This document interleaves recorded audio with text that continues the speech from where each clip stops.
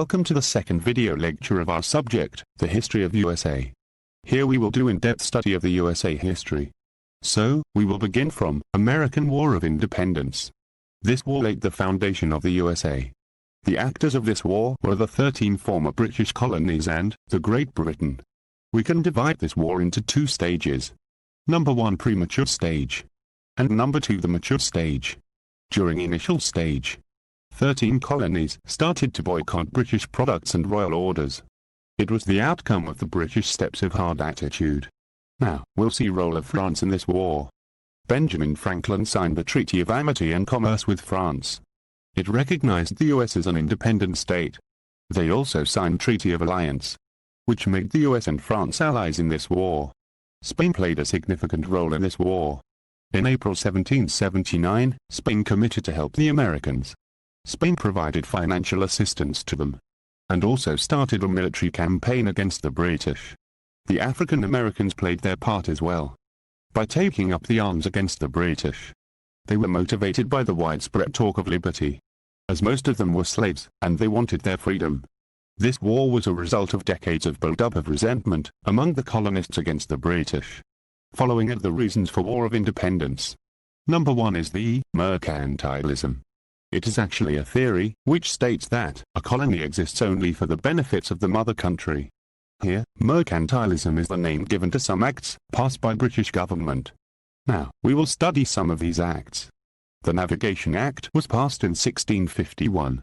It forbade the importation of goods except in English vessels.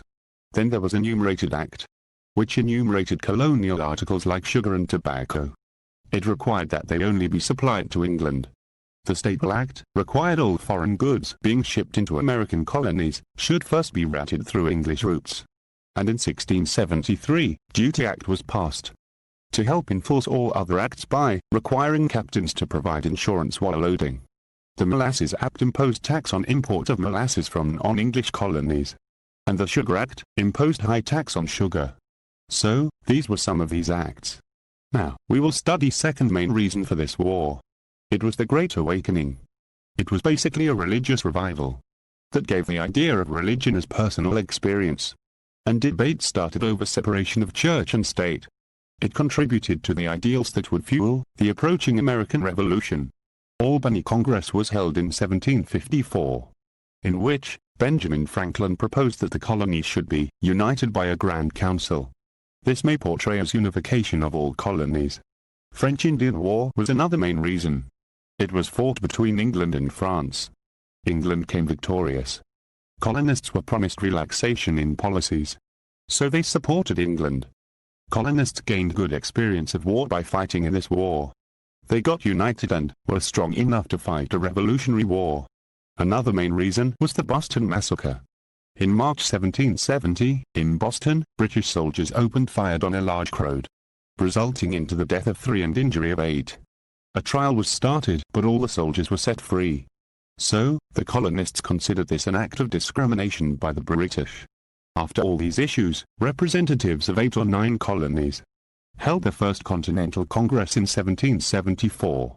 They didn't demand independence, but their basic rights. Then, in 1775, all 13 colonies participated in Second Continental Congress. They decided to raise an army, named the Continental Army. It was led by George Washington.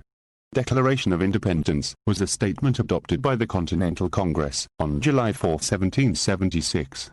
They announced that the 13 colonies, then at war, regarded themselves as independent states.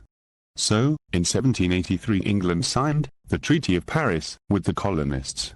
It marked the end of Revolutionary War. England signed 2 other treaties with France and Spain. Through these treaties, the British recognized the independence of American colonies. Here is the end of second lecture. In next lecture, we will study the making of First Constitution of America. So, thanks for watching it. If you like our video lectures, then do like and share it with others.